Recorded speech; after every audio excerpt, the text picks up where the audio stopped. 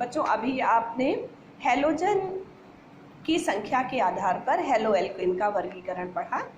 अब इसको हम दूसरे प्रकार से जो इसका वर्गीकरण कर सकते हैं वो है कार्बन की प्रकृति के आधार पर। कार्बन परमाणु यदि sp3 संकरित है तो ऐसे कार्बन परमाणु में हैलोजन परमाणु निम्नलिखित प्रकार से जुड़ सकता है। आइए देखते हैं। यहाँ पर कार्बन जो भी हम उदाहरण बताएंगे इसमें कार्बन sp3 संकरित है। क्यों? क्योंकि यहाँ पर कार्बन की चारों संयोजकताओं पर एकल बंध उपस्थित है। पहले नंबर का ये कार्बन देखिए, इसका उदाहरण यहाँ पर 2 हाइड्रोजन है और एक एल्किल समूह है और यहाँ पर हैलोजन जुड़ा हुआ है। तो यदि ऐसा कार्बन हो जिसमें दो हाइड्रोजन जुड़े हों तो ऐसे कार्बन को हम प्राथमिक कार्बन कहते हैं और इसका प्राथमिक कार्बन का हैलाइड 1 डिग्री एल्किल हैलाइड कहलाता है। ठीक है। अगर कार्बन के साथ में एक हाइड्रोजन हो और अन्य 2 संयोजकताओं पर 2 एल्किल समूह उपस्थित हो तथा एक हैलोजन लगा हो तो ये कार्बन द्वितीयक कार्बन कहलाता है और इसका हैलाइड जो है वो 2 डिग्री एल्किल हैलाइड कहलाएगा।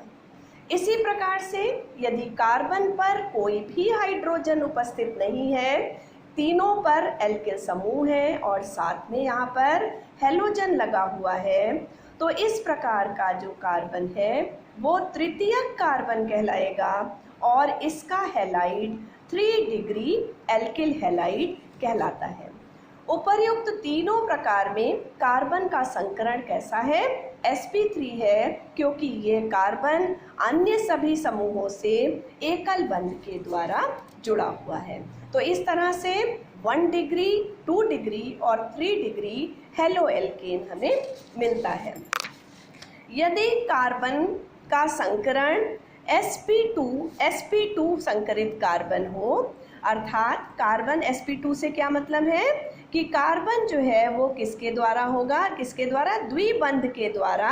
द्विबंध युक्त कार्बन में क्या जुड़ा होगा? हैलोजन परमाणु जुड़ा होगा। जैसे देखिए CH2 डबल बॉन्ड CHCl, इस ऐसे कंपाउंड को हम लोग क्या कहते हैं? इसे वाइनिल क्लोराइड के नाम से जाना जाता है। इसी तरह से अगर हम एल्केन ये एरोमेटिक कंपाउंड देखें तो एरोमेटिक कंपाउंड में भी आप जानते हैं एक अल्टरनेट बेंजीन में डबल और सिंगल बॉन्ड होते हैं। अगर ये इस कार्बन के से लगे हुए हाइड्रोजन को प्रतिस्थापित करके यहाँ पर एल्केन आ जाता है, ये हैलोजन आ जाता है, तो ये कंपाउंड एरिल हैलाइड के नाम से जाना जाता है। अब हम लोग देखेंगे कि हैलो एल्केन का या एल्किल हैलाइड, इनके हम नामकरण कैसे करेंगे। तो एक इनका साधारण नाम है। साधारण रूप में इनका नाम लिखना बहुत आसान है। जिस एल्केन का ये व्युत्पन्न है या जिस एल्केन से ये बने हुए हैं उसका नाम पहले लिखकर और साथ में हैलाइड का नाम लिखा जाता है। जैसे CH3Cl, तो इसे CH3 किसका व्युत्पन्न है? मीथेन का। तो ये हो गया मूलक कौन सा हो गया? मेथिल, और ये कंपाउंड हो जाएगा मेथिल क्लोराइड। इसी प्रकार C2H5Br को हम क्या कहेंगे? Ethyl bromide.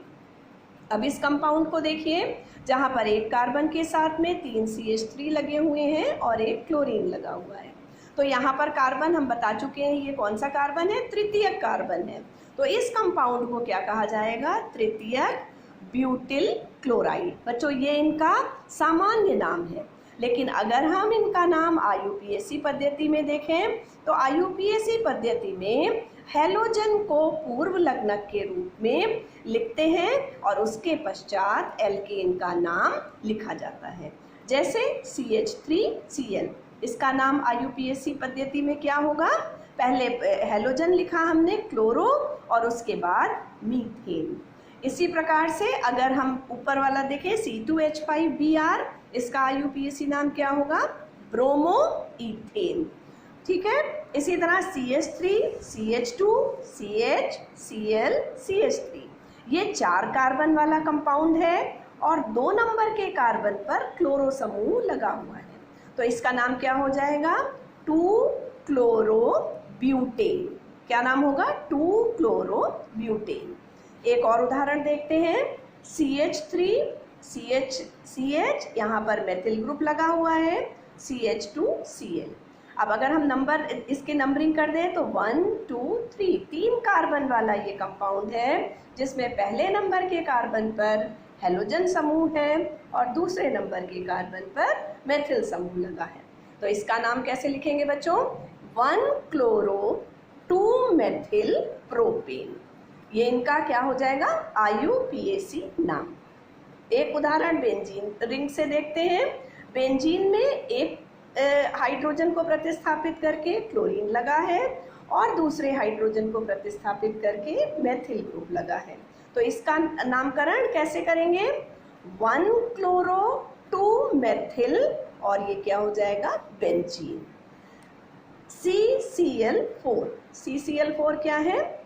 एक कार्बन वाला कंपाउंड है जिसके चारों हाइड्रोजन को प्रतिस्थापित कर दिया है किसने? क्लोरीन ने। तो इसका नाम क्या हो जाएगा? टेट्रा क्लोरो और मीथेन। समझ में आया बच्चों? इस प्रकार से हम इनके IUPAC नाम हेलो एल्केन्स के और हेलो एरीन के लिख सकते हैं। कुछ आप